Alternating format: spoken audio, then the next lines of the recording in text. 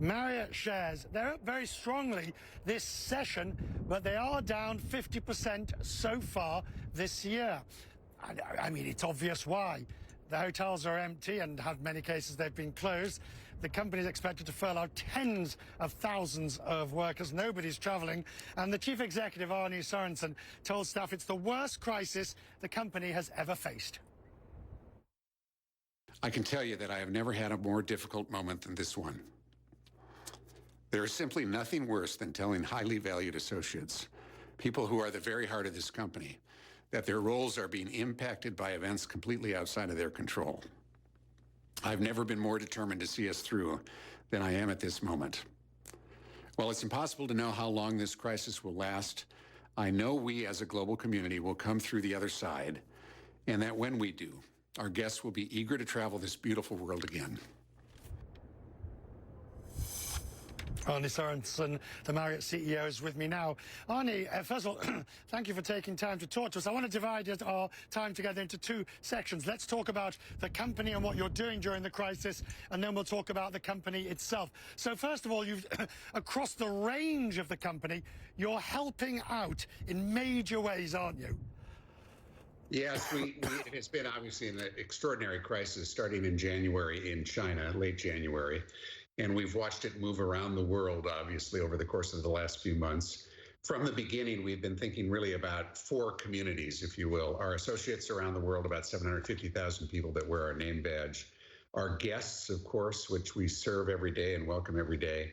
Our hotel owners, which many people don't understand, but our hotels are owned typically by third-party real estate investors. And then lastly, Marriott as a company, of course, to make sure that we're protecting ourselves. So when I look at the way in which you're making hotels available, for example, to first responders and to those who work in the industry, what has been your message about what resources the company is prepared to put at play for people who need them? The homeless, for example. You're opening up some of your hotels to the homeless. Well, we've got different initiatives underway in different parts of the world. And of course, some of them are about what we can do really to provide either free rooms or rooms that are supported by other charities so that they're free to guests. We are working often with local healthcare authorities or local states to make sure that we're making facilities available to them for the needs that they have. And then we've also rolled out a deeply discounted healthcare providers rate, which is not free, but is generally set up for folks who are working somehow in the healthcare system, maybe reticent to go home at night because they want to protect their families, maybe because they're working someplace away from home because they've come in to help a place where there is more of a crisis. And we have, it's hard to know exactly, but we have many dozens of hotels that are already engaged in one or another of these efforts around the world, including very much in the United States. There are operating issues here, of course. We tend to prefer that a hotel, either if it's going to be engaged deeply in the healthcare crisis itself, be in that space and not necessarily be serving other guests who don't intend to be checking into healthcare facilities. But we're working through those kinds of operational issues as we speak.